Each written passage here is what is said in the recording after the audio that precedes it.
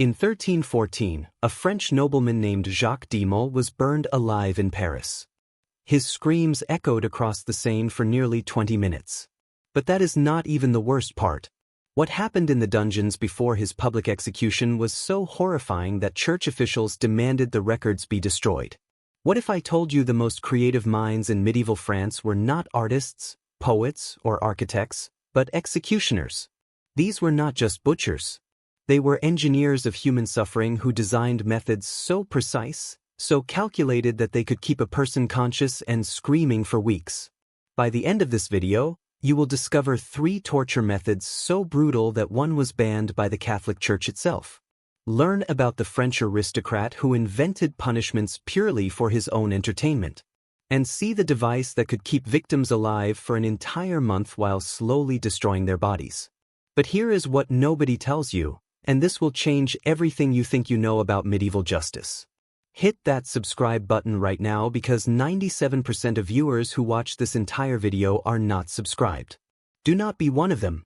You are about to witness history's darkest secrets that textbooks deliberately leave out. Picture medieval France between 100 and 500 CE. You are living under the feudal system where your lord has absolute power over your life, your death, and everything in between. Justice is not about rehabilitation or even simple punishment. It is pure theater designed to demonstrate power. But here is what your history teacher never told you. These were not random acts of cruelty. Every scream, every broken bone, every drop of blood was calculated psychological warfare designed to control entire populations through terror. The French perfected this art form in ways that would make modern dictators jealous. They understood that physical pain was just the beginning. The real power came from breaking the human spirit while keeping the mind sharp enough to experience every second of agony. Imagine you are a peasant in the 1300s in France. You witness these punishments not as entertainment but as a clear message. This is what happens when you cross us. The psychological impact rippled through communities for generations. But the methods I am about to show you went far beyond mere punishment. They were psychological warfare designed to shatter the human soul while preserving the body just long enough to maximize suffering. And it starts with a device so ingenious in its cruelty that historians still debate whether anyone could have survived it. The year is 1387. You are chained inside a bronze bull the size of a real animal. But this is not just any prison. It is an oven. As flames lick the metal beneath you, your skin begins to sizzle against the bronze walls. But here is the truly diabolical part. French engineers installed acoustic pipes that transformed your screams into realistic bull sounds. The crowd outside hears animal roars, not human agony. Your final moments become a grotesque puppet show where your torture entertains the masses who have no idea they are listening to a human being die. Jean Froissart, the most trusted chronicler of medieval France, documented its use at Chez d'Incense. He writes, "The sounds that emerged were so convincing that children in the crowd moved back in response, not knowing they mocked a dying soul." But here is what nobody tells you about the brazen bull. It was not designed to kill quickly. The bronze was heated to exactly 300 degrees Fahrenheit, hot enough to cause excruciating pain and secondary burns, but not hot enough to kill immediately. Victims could survive for up to 6 hours, their voices gradually weakening until the bull's roars became whispers. Picture yourself in that crowd. You are laughing at what you think is an entertaining bull show. Children are clapping. Vendors are selling meat pies. Meanwhile, inches away from you, another human being is slowly cooking alive, and their dying screams are providing your afternoon's entertainment. The Catholic Church initially endorsed this method because it appeared humane to spectators. Only when Pope Urban VI witnessed one execution firsthand and realized what was happening did the Church demand it be banned. But by then, French nobles had already moved on to something worse. But this was nothing compared to what French nobles did to prisoners in their own homes. Because the next method turned human suffering into a multi-day public festival. Do not click away yet because what I am about to show you will completely change how you see medieval justice forever. It is dawn in medieval Paris at Place de Grève. Thousands of spectators have gathered. But this is not a celebration. It is a breaking wheel execution and it is designed to last for days. You are tied spread eagle to a large wooden wheel. The executioner uses an iron hammer to methodically break each of your limbs. First your fingers, then hands, wrists, forearms, upper arms. Each break is precisely calculated to shatter bone without severing arteries. But here is the truly horrifying part. This is just the beginning. Execution records from Place de Grève show that some victims survived on the wheel for up to 9 days. 9 days of being displayed in the public square with every major bone in their body systematically shattered while crowds gathered daily to watch them slowly die. Picture this. You are a spectator. In 1455, you bring your children to watch because this is considered educational. Street vendors sell food and drinks. Musicians play instruments. People place bets on how long the victim will survive. A human being's agony becomes a week-long community event. But here is what nobody tells you. French executioners were trained in basic anatomy. They knew exactly which bones to break to maximize pain while avoiding death. The femur break came last because it would cause fatal blood loss. Until then, you remained fully conscious, experiencing every moment of your body's systematic destruction. Winter executions were considered especially cruel because exposure would slowly freeze the victim while their broken bones prevented any movement for warmth. Summer executions brought dehydration and insects that would feed on open wounds while the victim watched helplessly. Records show crowds of up to 15,000 people would gather for popular breaking wheel executions. That is larger than most modern concert venues all gathered to watch one person die slowly over multiple days. However, the most disturbing part was not the torture itself. It was who was watching. Because French nobles had discovered that breaking the social bonds of empathy was just as important as breaking bones. I know this is getting incredibly dark, but if you are still watching, you are clearly as fascinated by history's brutal truths as I am. These are not just horror stories. They are windows into how power corrupts and why human rights matter today. Make sure you are subscribed because next week I am revealing the secret torture chambers discovered beneath the Palace of Versailles that were used right up until the French Revolution. But right now, we need to go even deeper into medieval France's darkest secrets. In 2019, archaeologists at Chet Direns made a discovery that changed everything we thought we knew about medieval imprisonment. Beneath the castle's main hall, they found dozens of bottle-shaped chambers containing human skeletons, still wearing shackles. These were oubliettes from the French word oublier meaning to forget. Picture this. You are dragged to what looks like an ordinary castle floor. Suddenly, a trapdoor opens beneath your feet, and you plummet 15 feet into a stone chamber shaped like a bottle. The opening above is barely wide enough for your shoulders. Escape is impossible. But here is what nobody tells you about oubliettes. They were not designed to kill you quickly.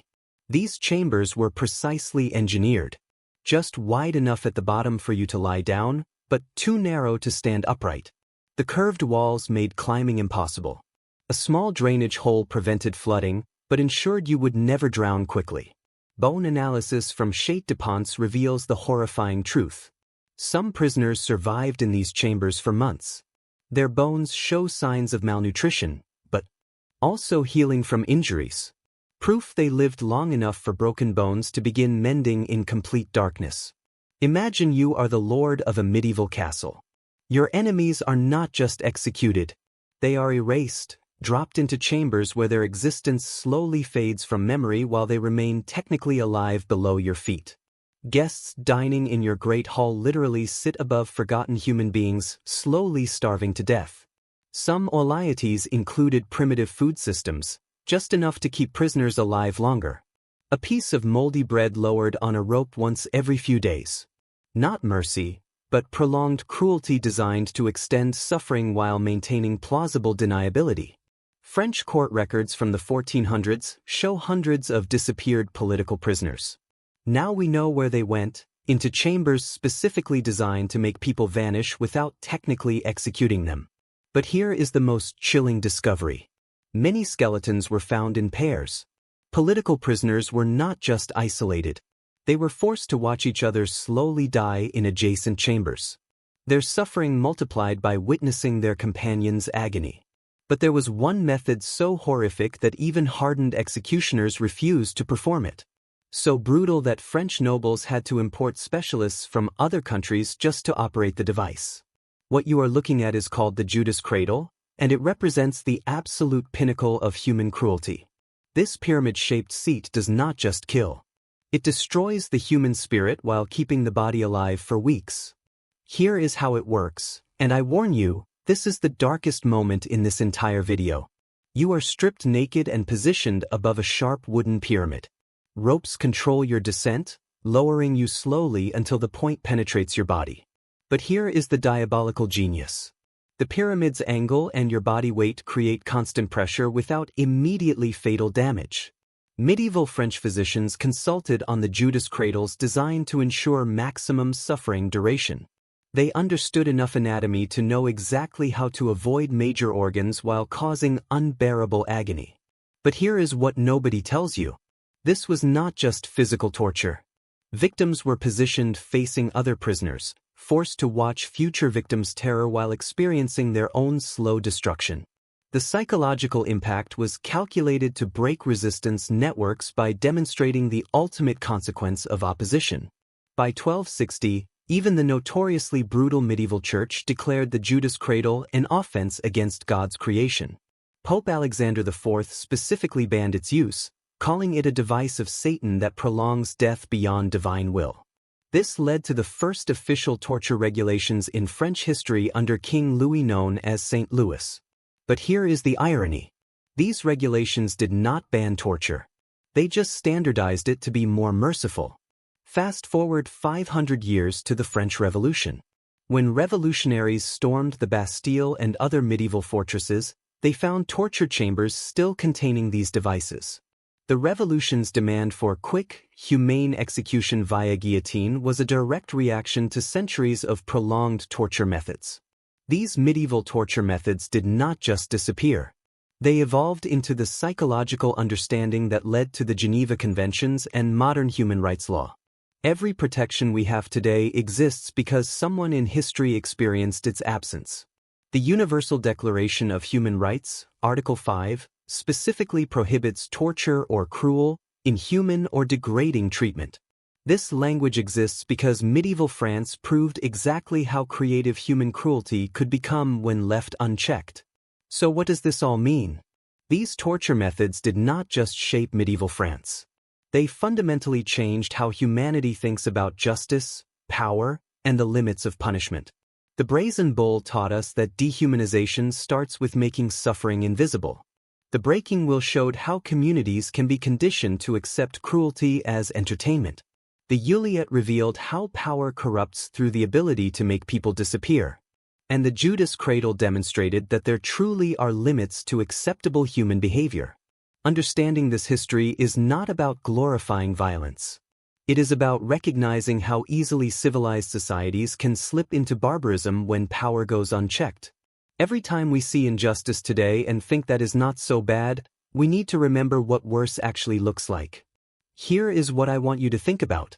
These methods existed because people allowed them to exist. Regular citizens watched, participated, and normalized unspeakable cruelty. The real question is not how could they do this. It is what are we allowing today that future generations will judge us for. Leave a comment below, but not about which method was worst. Tell me what modern practice you think future generations will look back on with the same horror we feel watching medieval torture. Because history does not repeat, but it definitely rhymes. And if you think this video was intense, wait until you see next week's episode about the secret chambers found beneath Versailles. Hit subscribe and ring that notification bell because the history they do not teach you in school is always the most important history to learn.